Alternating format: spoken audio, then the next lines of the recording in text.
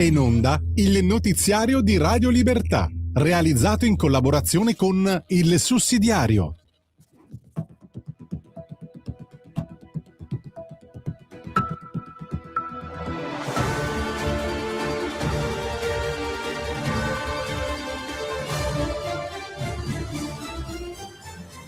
Buongiorno e benvenuti al TG di Radio Libertà in collaborazione con il sussidiario.tv. In apertura l'intesa annunciata da Donald Trump con l'Iran, firma prevista in Svizzera, riapertura di Hormuz e nodo nucleare ancora centrale. Poi l'Italia, con il MIT che sblocca 304 milioni per le opere olimpiche in Veneto. Alla Camera il decreto sui rimpatri, tra sicurezza e gestione dei flussi. Energia e carburanti, il legame diretto tra crisi geopolitiche e costi per famiglie e imprese. Al Senato avanti le audizioni sull'autonomia del Nord. Infine sicurezza, stretta richiesta contro i gruppi violenti Antifa. Tutti i dettagli tra poco. Trump, accordo con l'Iran. Iran, Hormuz e nucleare. Donald Trump annuncia l'intesa con l'Iran. Firma venerdì in Svizzera, riapertura dello stretto di Hormuz e fine immediata delle ostilità secondo Teheran. Ma il cuore della partita resta il nucleare. Entro 60 giorni dovrà arrivare un accordo definitivo, altrimenti Washington è pronta a tornare alla pressione militare. La linea è chiara: l'Iran non deve avere l'atomica. Trump costringe tutti a guardare la realtà, non la diplomazia da salotto. Forza, deterrenza e trattativa. Da Fox News arriva il retroscena. Avrebbe frenato ulteriori raid israeliani per non far saltare il negoziato. Duro quando serve, prudente quando conviene al risultato. Salvini, fondi trovati. 304 milioni per le opere in Veneto.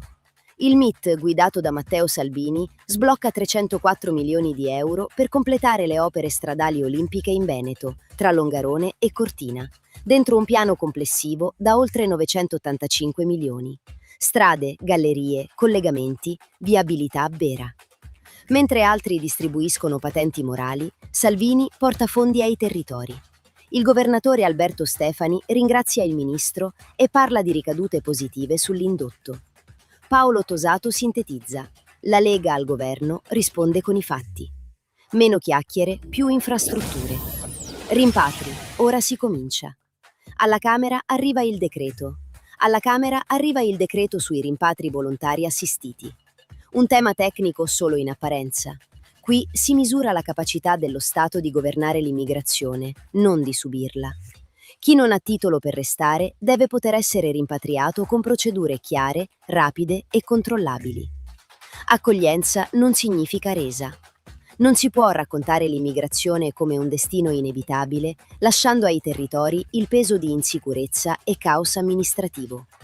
La linea è quella del buon senso. Confini, legalità, responsabilità. Uno Stato serio non si limita a registrare il problema, lo affronta.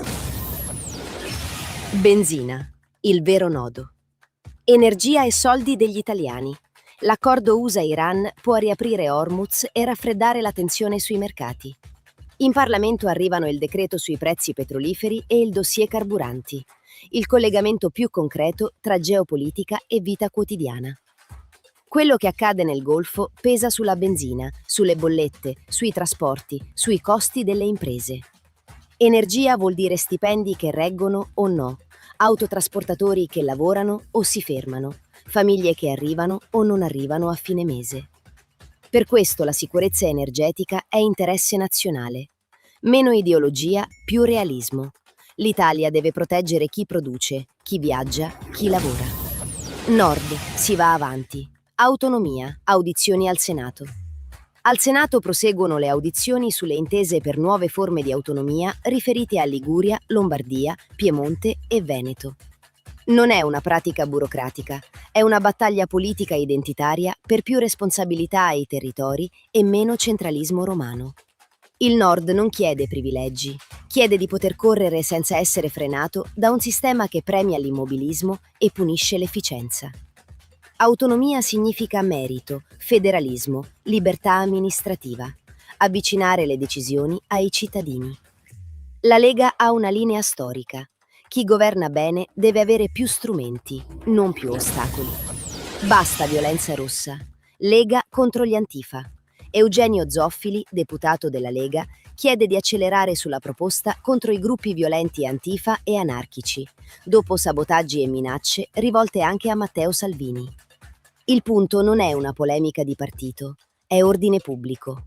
Bloccare infrastrutture, sabotare trasporti, minacciare ministri non è dissenso, è violenza politica. La legalità deve valere per tutti, anche quando a violarla sono ambienti coccolati da una certa sinistra. La Lega chiede che chi colpisce cittadini e istituzioni venga fermato. In democrazia si protesta a volto scoperto e nel rispetto della legge. Il resto si chiama intimidazione. Radio Libertà, in collaborazione con il sussidiario.tv presenta gli approfondimenti di oggi. Trump, linea vincente. Iran, Hormuz e G7 a tutto Donald. Donald Trump arriva al G7 con una carta pesante. L'accordo con l'Iran, firma attesa venerdì a Ginevra, Hormuz che riapre e il petrolio che torna a scorrere. Il punto politico è già evidente. Washington ha imposto l'agenda, Teheran tratta, l'Europa rincorre. Sul sussidiario.net Filippo Landi avverte che tra oggi e venerdì il treno può ancora deragliare. Ma non cancella il dato centrale.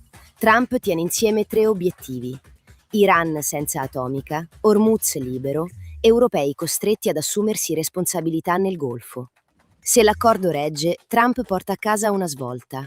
Se salta, sarà chiaro chi non vuole rinunciare al ricatto nucleare. In entrambi i casi la linea l'ha detta Washington, non Bruxelles. Auto, UE in ritardo. Cina corre, Bruxelles frena. L'industria europea dell'auto scopre il conto di anni di ideologia. Vincoli green, energia cara, transizione elettrica imposta dall'alto. E mentre Bruxelles dettava divieti, la Cina correva. Oggi Stellantis, Volkswagen e Renault propongono che il 70% dei veicoli venduti nell'Unione contenga almeno il 70% di componenti europei. È una risposta comprensibile, ma arriva tardi. Sul sussidiario.net Giuseppe Sabella ricostruisce il sorpasso cinese.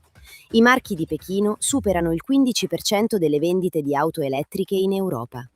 Difendere l'automotive significa difendere lavoro, filiere, nord produttivo. La domanda è semplice. Bruxelles vuole salvare davvero l'auto europea o solo la propria narrazione green? Chi produce non chiede prediche. Chiede energia accessibile, meno burocrazia e regole che non consegnino il mercato alla Cina. E con questo si chiude l'edizione di oggi del TG di Radio Libertà, in collaborazione con il sussidiario.tv. L'appuntamento con l'informazione torna domani, alla stessa ora, sulle stesse frequenze. A domani. Avete ascoltato il notiziario